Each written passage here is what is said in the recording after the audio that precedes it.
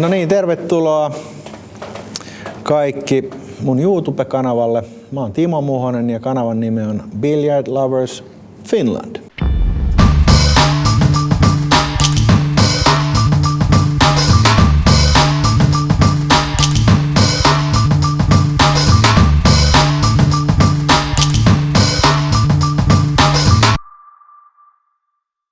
Ja tänään meillä on esittelyssä yksi kaikkien aikojen paras suomalainen puulinpelaaja, mies mitaleitten takana, Petu Makkonen. Tervetuloa.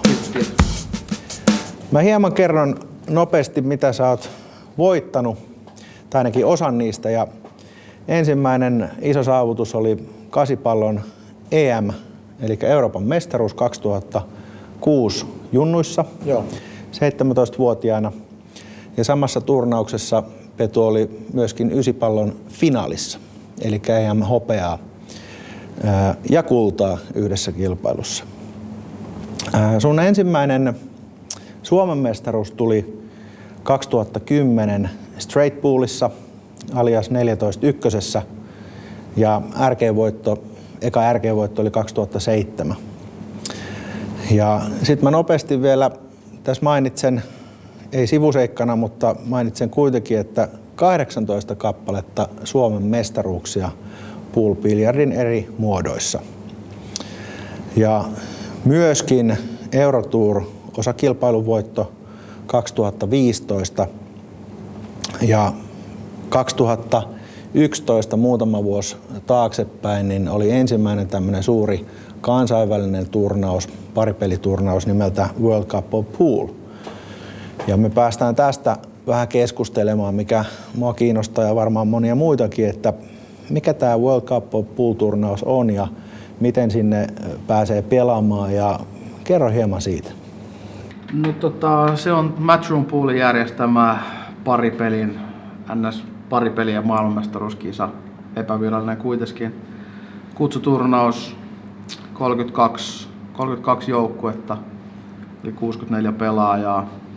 Suora kappi, alkupelit 7 voittoa, vähän riippuu vuosien varrella vaihtunut se formaatti, mutta alkupelit lyhkäisee voittomäärää ja tappios pihalle. Ja niin kuin sanoin, niin kutsuturnaus ja 2011 tuli mulle kutsu. Olin vähän pärjännyt ja vähän niin kuin tehnyt itselleni NS-nimeä, että oli edes mahdollisuus saada kutsuja tonne, että Mika oli Juva Markuksen kanssa pelannut aikaisempina vuosina ja he oli finaalissa kerran. Ja se tuli aika puskista, että mä en edes niin tarkalleen muista miten se silloin meni, mutta tuli kutsu, että hei nyt olisi mahis tämmöiseen. Ja mä olin sitten tietenkin ihan niin kuin, että totta kai ehdottomasti messissä. Ja en silloin Mikaa niin hyvin tuntenut, että oltiin juteltu ja vähän pelailtu joskus vastakkain ja näin, mutta se oli silloin niin kuin semi iso kynnys kuitenkin lähteä sitten sen kanssa pelaamaan, että koska en aikaisemmin itse missään tuommoisessa isossa televisioidussa turnauksessa ollut, niin se oli aika jännä paikka nuorelle pojalle kuitenkin lähteä sinne varmasti sitten niin kuin ekoihin isoimpiin juttuihin. Ja sitten Filippiineillä oli silloin nekin. Matchroom oli vähän tullut takaisin silloin puuliskeneen, kun he kuitenkin järjesti 9 MM:iä silloin 2000-luvun alussa vielä ja sitten poistuivat kisaskenestä. Niin, oliko tämä Manilassa? Tämä oli nyt Manilassa tämä World Cup of Pool ja lensin sinne ja sitten pari päivän päästä oli peli, Intiaa vastaan oli peli, tiedettiin, että ketä vastaan pelataan ja mä olin niin kuin pihalla koko hommassa, että en mä silleen muista siitä pelistä juurikaan. Muistin vaan, että alkuun jännitti ihan sairaasti ja sitten sai vähän pelistä kiinni ja sitten tuli pari mokaa ja pari pyörähdystä ja näin ja sitten yhtäkkiä oltiinkin kontrassa ja muistan, että Mika pääsi yrittää jotain vaikeaa, mutta sitten hävittiin kontrassa. Mä en edes päässyt itse kontrassa lyömään, sen muistan. Ja se oli semmoinen kokemus ensimmäisestä kerrasta, että kyllä siitä jäi niinku kuitenkin sitten semmoinen ns. Huono maku suuhun, että vaikka niin kuin oli silleen tietenkin ns. Tyytyväinen, että on saanut jalkaa oven väliin, että pääsee edes tuommoisiin turnauksiin, mutta sitten silleen tuntui, että se mahis oli vähän niin kuin haaskattu sitten, että näinkö hän sitten pääsee enää uudestaan. Eli se loppuksi ensimmäisellä kierroksella? Se loppui ensimmäisellä kierroksella, että mä lensin Manilaan sen Filippiineille se, mitäs ne nyt lentää, useamman tunnin ja käytiin pelaa yksi peli. Ja oliko se monen päivän reissu se oli? no siis mä olin puukannut siihen sen 10 päivää, että tietenkin, että jos mennään päätyyn asti, niin sitten kyllä sillä aseteella ollaan menty niin kuin siitä asti, kun on noihin hommiin lähdetty. Että oliko se ensimmäinen kerta, anteeksi mä sanon tähän väliin, että oliko se ensimmäinen kerta, kun pelasit Mika Immosen kanssa enemmän? Joo, siis ensimmäinen kerta, kun oltiin niin kuin pari peleinä, niin kuin sanoin, niin aikaisemmin tietenkin oltiin juteltu ja jotain läiskitty näin, mutta siis niin kuin siinä sai sitten sitä huippupelaajan mentaliteettia ja niin kuin ajatusmaailmaa sit noissa tilanteissa enemmän auki, että se aukesi sitten se koko skene itselle vasta siinä. Totta kai on aikaisemmin Fajan kanssa ja noiden muiden pelaajien kanssa pyöritty Eurotouria, Jenkkiä ja näin, mutta ne oli semmosia niinku nuoren pojan koulutusjuttuja, että eihän mulla niinku ollut sitten niinku sanomista silloin teini-ikäisenä vielä noissa piireissä, mutta se oli tärkeä kokemusta kuitenkin, mikä sitten johdatti tohon. Sä mainitsit Fajan, eli sun isä Juha Makkonen, kuka on todella taitava korjaamaan keppejä, laittamaan heloja ja nahkoja. Hetken haluan puhua hänestä. Eli sun isän kanssa te olette mennyt todella paljon noissa kilpailujutuissa, mun käsittääkseni. Kyllä. Että silloin junnuvuosina, tai itse asiassa koulupoikavuosina, kun rupesi niin kuin kiinnostamaan tää niin kuin enemmän, niin tietenkin porukoilta saanut tukea niin paljon kuin ei varmaan pysty edes mainitsee tässä hommassa, että siitä se kaikki lähti, että Faija osti kepin ja silloin nuorempana junnuna koulupoikaikäisenä täältä tuli pyörittyä käytännössä kaikki aika koulun jälkeen mitä oli ja pelatessa ja Vedenpään Topjaksen kanssa jauhettiin silloin ihan joka päivä niin Puulia ja Kaisaa ja mitä nyt ikin kepin kanssa pystyi täällä tekemään, niin kyllä väännettiin ja Faija kiersi mua niin kuin ympäri Suomen junnukisoissa, ihan sama missä ne kisat oli, niin hän lähti heittää ja maksoi ja näin. Ja sit se naksahti vaan jossain vaiheessa kohdilleen, että tää on se niin kuin mitä mä niin kuin vaan haluan tehdä. Et ei silloin ollut mitään toivetta mistään ammattilaisuudesta, vaan se, että niin kuin tää on nyt se ykkösjuttu, mihin mä satsaan. Aivan. Ja sit rupesin käymään noita open-kisoja ja tasoituskisoja siihen aikaan. Ja sitten kävin kerran Tampereella jossain Pool Garden oli siihen aikaan vielä voimissaan tasoituskisoissa. Muistan, että mulla oli 3 tasoitus siellä kisoissa ja oltiin Hirvosen Miikan kanssa finaalissa. Silloin oli kans 3 tasoitus siihen aikaan. Ja hävisin finaalin silloin ja istuttiin autoon ja ajettiin takas himaan ja sitten seuraavat kisat kun tuli, niin Faija sanoi, että jos haluat noita kisoja vielä käydä, niin hän maksaa kyllä, mutta kertaakaan et ota tasoitusta enää. Ja sit se oli, mä sanoin vaan, että no fine. Ja se, että se on varmaan niin kuin silleen pelitason nostamisen kannalta ollut yksi parhaimpia päätöksiä, mitä on ikinä tapahtunut. Että mä rupesin vääntämään nollista kaikkien kanssa ja oli pakko vaan nuoren pojan oppia nopeasti pelaamaan ja sitä kautta kehittyy tosi paljon nopeammin. Että monet itkut ja huudot ja paiskomiset on nähty silloin tosi nuorempana, että kun vedät silloin kuitenkin lorkot ja maukot ja nämä oli kaikki kuitenkin ihan primissa, niin vedit niiden kanssa nollista eikä ollut minkäännäköistä saumaa, mutta siitäkin oppii jotain ja kyllä. Faijalle iso hatunnosto siitä. Että joo, kyllä se varmasti just näin on, että nämä tasoitukset, niin ne voi olla hyviä, mutta jos haluaa haastaa itsensä ja nähdä oman tason, missä mennään, niin silloin nollista on parempi pelata ja maksaa ne oppirahat sitä kautta. Se on just näin. Palataan vielä tuohon World Cup of Pooliin. Eli nyt me käytiin vähän sitä 2011 ekalla kierroksella ulos ja sitten 2012 menit uudestaan pelaamaan Mika Immosen kanssa. Joo. Moninkertainen maailmanmestari ja Billiard Hall of Famein Fameen päässyt, se on aika harva pelaaja, kuka sinne pääsee. Ja mites silloin meni reissu?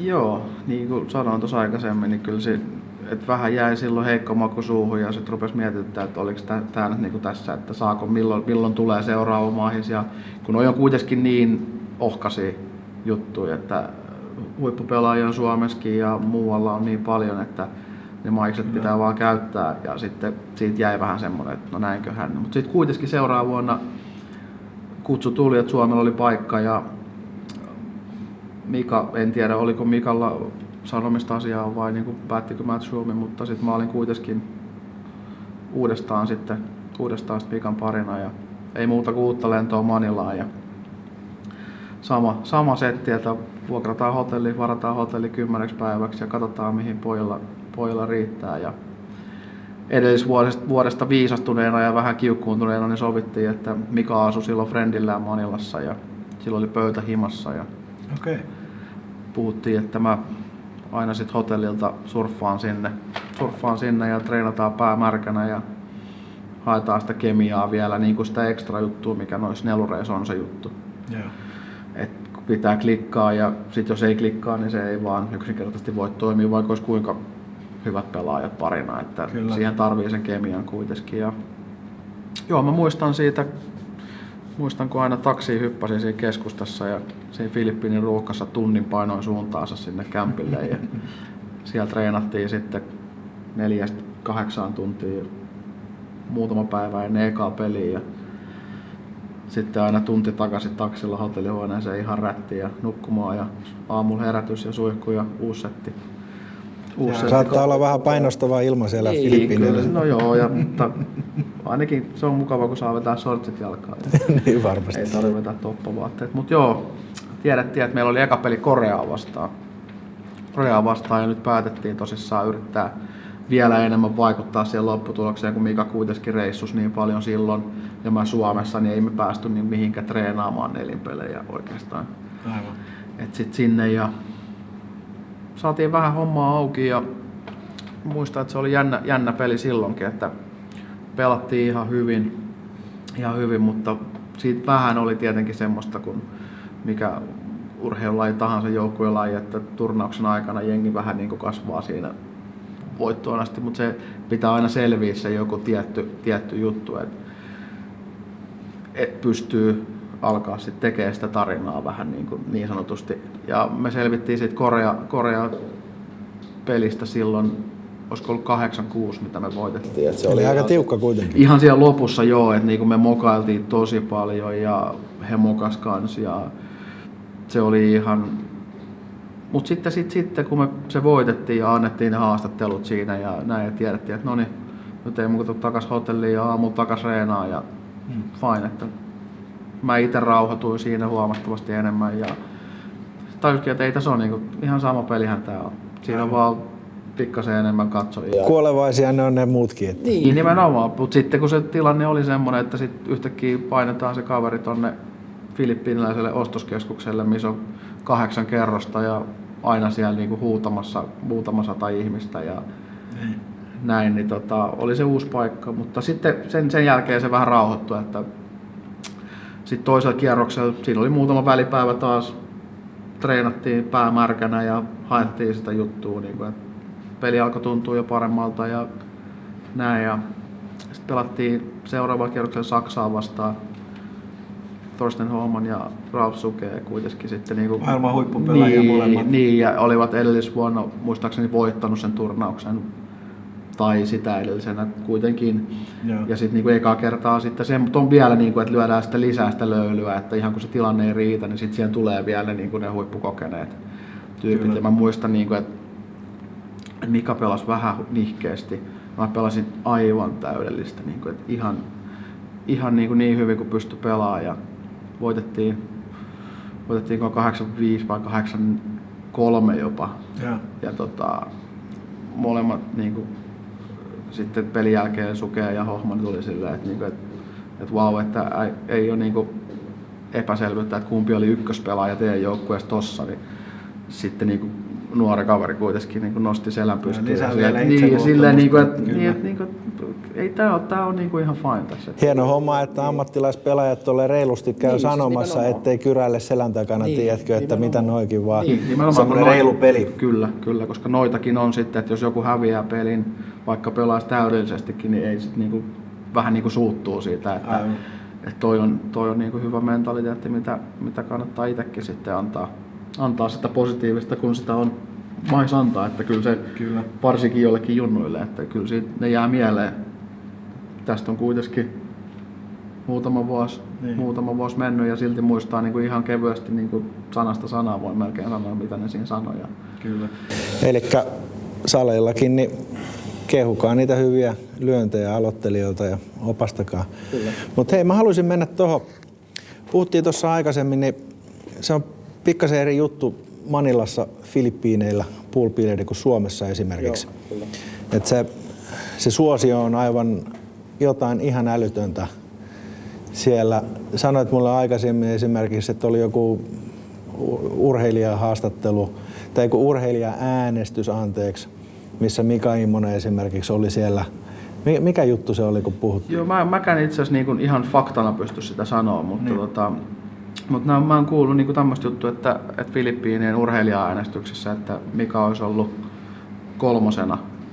koko Filippiinien niin urheilija-äänestyksessä. Ja sitähän seurataan todella niin laajasti. Niin, nimenomaan, että Mikakin tunnetaan siellä, että pooli on tosi laaja homma Filippiineillä ja siellä Filippiinistarpat esimerkiksi, niin ne on oikeasti staroja, että ne tunnistetaan ja kaikki tietää Efrenin ja kaikki tietää Bustamanten, että sä voit mennä kadulle kysymään, että tiedätkö kuka on Efren, niin ne sanoo saman tien, että joo, että Efren on päällikkö ja näin. Kyllä.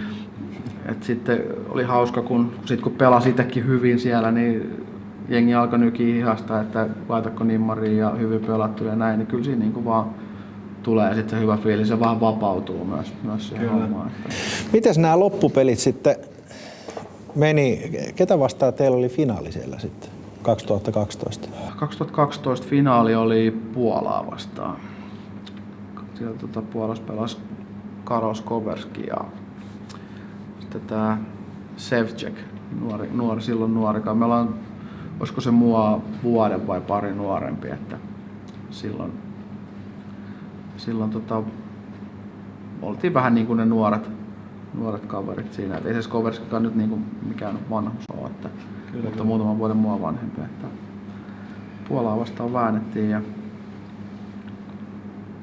oli tiukka pitkä vääntö ja nytkin on vaikea sanoa, siis niin zonessa on ollut siinä, että en mä pysty sanoa, jos nyt ei olisi YouTubessa esimerkiksi klippejä siitä pelistä, siitä lopusta, niin, tai siitä mitä siinä on tapahtunut, en mä pysty sanoa lyöntiikä siitä muuta kuin sitten, että 9-8 me johdettiin 10 voittoa ja ne mokas tosi helpon, siinä tilanteessa tietenkään ei niin helppo, mutta kutosen päästiin niin 3 palloa vai 4 palloa tyhjentää pöydältä. Ja Kyllä. Hauska fakta vielä siitä kisasta, että kaikki pelit mitä me oltiin pelattu, niin mä en ollut lyönyt yhtään voitto 9. Okei. Voitto 9, peli päättävä 9 siinä turnauksessa ja sitten heitettiin vitsillä siinä ennen finaaliin, että nyt käydään harjaa tää ja mä sanoin Mikalle, että anna mä lyön yhden 9, että päästään tuulettaan ja sitten se vielä meni silleen, että ne mokas kutosen ja mä pääsin lyömään.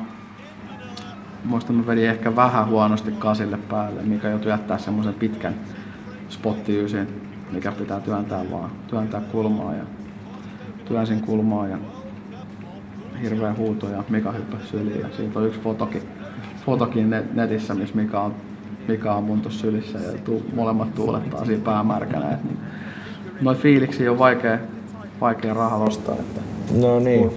Huikeita muistoja. Mutta tästä sai vähän rahaa kuitenkin voitosta. Kyllä. Siinä oli ihan huomattava voittosumma. Joo, kyllä se on $60,000 on parille jaettavaa ja siitä kun makselee verot pois, niin kyllä siitä vähän vielä jäikin. Siinä voi kuitenkin hetken aikaa hymyillä. No kyllä. Mutta se, sanotaan näin, että se raha on bonus noissa hommissa. Että Kyllä. noita, rahaa saa aina jostain, mutta noita fiiliksiä ei. Ei varmasti. Sä jonkun verran myös valmennat, voisiko sanoa, mutta annat myös yksityisopetustunteja. Onko sulla joku nettiosoite, mistä saa yhteyttä suhun, koska tässä on yksi Suomen parhaimpia ja jopa ehkä ihan maailmanluokan tähti, jos sanotaan näin, pool-biljardissa, niin ei varmasti tee huonoa, jos ottaa hieman yksityistunteja, valmennusta, saa todella tasokasta sellaista tuolta jostakin osoitteesta, minkä sanot nyt. Joo. Voi ottaa petri.makkonen3@gmail.com. Minkälainen sun päivä, tommonen niin sanottu lukujärjestys tai päivärytmi silloin, kun sä treenaat? No se tietenkin vähän riippuu noista reissuista yömmäs, että miten tässä Hyvinkäällä kotona on. Niin. Mutta kisakaudella se on silleen, että aamutreeniin ja nyt taas ottanut lenkkeilyn takas repertuaariin, niin lenkki ja siinä himassa aamupalat, kahvit sun muut ja sitten muutamaksi tunniksi treenaa ja sitten keksii illaksi ohjelmaa. On sitten kavereiden kanssa tai pelailee vähän lisää, että ei tarvi yksinään treenaa. Ja aika bilispainotteista kuitenkin. Ja sitten illalla on yleensä painanut samanlaista lenkkiä kuin aamulla. Mutta normi arkena niin aika lailla tässä salilla menee, keppi kädessä. Me voitaisiin katsoa pari sellaista treenivinkkiä muille pelaajille, mitä sä käyt läpi, niin mennään katsomaan.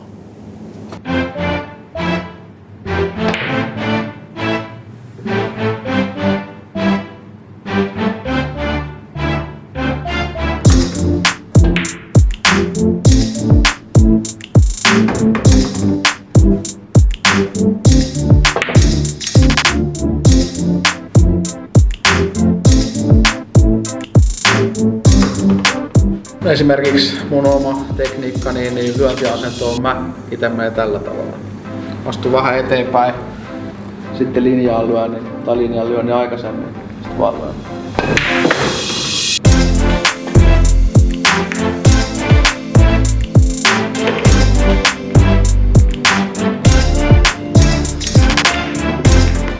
Kasipallon aloituksessa esimerkiksi mä tykkään ottaa sen pallon. Moni aloittaa suoraan pisteeltä ihan suoraan päin, niin tykkään ottaa ehkä pallon verran sivumpaa jopa kumpaan suuntaan, mikä nyt tuntuu hyvältä. Ja tähtäys tapahtuu periaatteessa ykkösen läpi mun kohdalla, että ykkösen läpi tuonne päätyvalliin, etsii kohdan siitä. Ja nykyään kun räkillä tehdään pakka, niin tavoite olisi saada vähän valkoinen nousemaan ilmaan tuosta osumasta se ykkösen kanssa tai kärkipallon kanssa, niin sitten saadaan noin ykkösen alapuolella olevat pallot menemään keskelle. Ja sitä kautta saa jatkaa sitten lyöntivuoroon. Katsotaan miten tää toimii.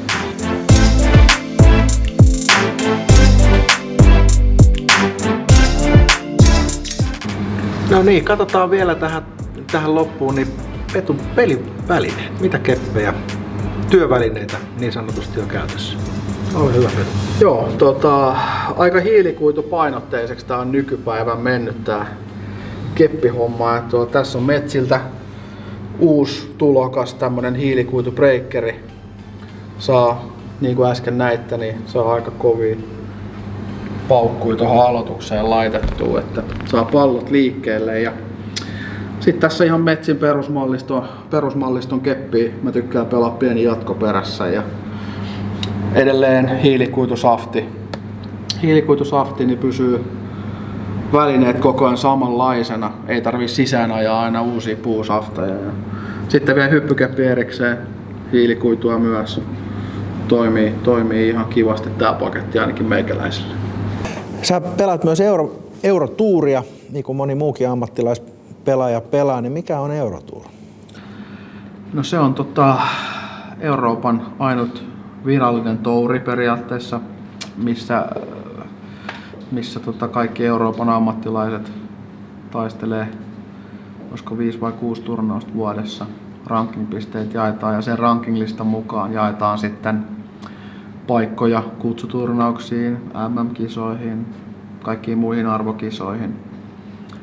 Et se on semmoinen niin kuin pakollinen pahe, mitä pitää kiertää, jos haluaa edetä sitten niin kuin tommosiin muihin arvostettuihin turnauksiin, että mihin ei pääse sitten edes välttämättä karsinnoista. Aivan. Sieltä kovatasoinen touri, hyvää treeniä, tosi laaja taso. Mennään olisiko 6 kisaa Euroopassa vuodessa. Ja Missä niitä pelataan? nyt se on tuommoista tosi Keski-Eurooppa-painotteista, että se on just se pari Italiaa, Saksa, Itävalta,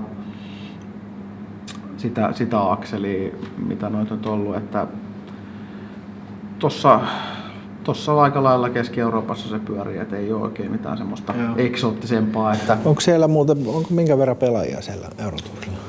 no kyllä siellä 200 molemmin puolin on. Aika paljon. Niin, niin, nimenomaan, että siellä on yhdessä kisassa on se 200 pelaajaa, tai sanotaan 150-200. Riippuu paikasta, että jos se on Saksassa, niin siellä on saksalaisia omia niin paljon, että siellä on todennäköisesti se 200 ja ihan siitä riippuen, mutta siitä nipusta, niin siellä on kuitenkin 30-40 kevyesti semmoista kaveria, ketkä sen yhden turnauksen voi voittaa. Kyllä. Et se on ihan arpapeli, että pelataan 9 palloa tappingilla. Ja sähän voitit yhden osakilpailun 2015 Saksassa. Missä päin Saksaa tää oli? Tää oli semmoisessa pikkukylässä kuin Baunatal. Yksi ja ainut kerta, kun ollaan siellä pelattu. Okei.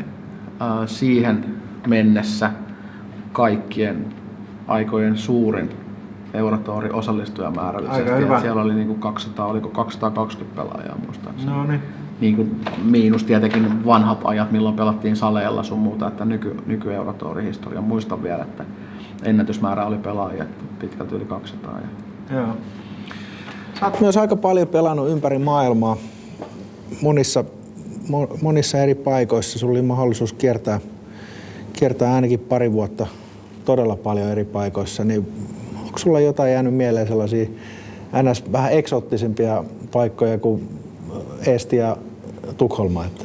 No joo, kyllä tässä on niin kuin pyöritty kaikki Pohjoismaat läpi ja Euroopassakin noita maita on todennäköisesti enemmän semmoisia, missä ei ole käynyt kuin että on käynyt. Että olen käynyt vetää Ukrainassa puulia ja olen käynyt vetää Venäjällä pyristä ja puulia ja näin, mutta siis kyllä noin kuitenkin toi Filippiinit on esimerkiksi puulin kannalta se on kyllä semmoinen sirkus, mikä pitää niinku itse nähdä, että sitä ei pysty selittämään. Kyllä. Et noita paikkoja on niinku hienoja paikkoja on moni, että niitä en mä ala niinku listaamaan. Sä oot ollut Katarissa, oot ollut pelaamassa Niin. ja tosi monissa eri maissa. Että Niin siis kyllä, ja se, että Amerikan puuli on sitten taas Amerikassa on omalla tavallaan hienoa, että siellä on paljon sitä petsikulttuuria ja erilaisia juttuja, mitä ei sitten Euroopassa näe. Ja sitten versus, että mennään Aasiaan, mennään Filippiineille, missä on ihan sairas se kulttuuri hyvässä mielessä siis, että niinku siellä jengi on ammattilaisia ja tunnistetaan ja näin. Ja sitten mennään Kiinassa, missä on niinku fyrkkaa ja kaikki on niin kliinistä. Et niinku kaikki järjestelyt on niinku viimeisen päälle tip-top. Ja se on vaan vähän semmoista niinku sitten tiukkaa meininkiä, että näillä mennään. Ja siellä on isot rahaturnaukset kuitenkin, niin kuin USA ja Kiina. Minkälaisia, mitkä on suurimmat niin kuin rahaturnaukset puulissa? no tällä hetkellä on puulipelaajien niin kuin hyvä uutinen heille, että tuo Matchroom on tullut takaisin tuon puuliskeneen ja ottanut hommaa haltuun siinä mielessä, että ottanut 9 MM taas haltuun. Nyt niin kuin sanoit, Katarissa on ollut viimeiset, en edes muista kuinka monta vuotta on ollut 9 MM aina siellä. Varmaan isoimmat rahahommat on niin kuin rahakisat on tulee Matchroomin kautta. Että sitten Kiinassa pelataan tosi paljon sitä Chinese 8-ballia, mikä on sitten taas ihan se on oma lajinsa, mutta se on nostanut päätä siellä, että siellä pelataan nykyään tosi vähän sitten niin kuin normipuulia, mutta siellä sitten taas niin kuin rahat on käytännössä siinä. Et kyllä se vähän niin kuin menee tuonne Matchroomiin, US Open, sitten on Jenkeissä on noita International Open, on muut, missä on sitten se 40-50 tonnia voittajalle. 40-50 000. Joo.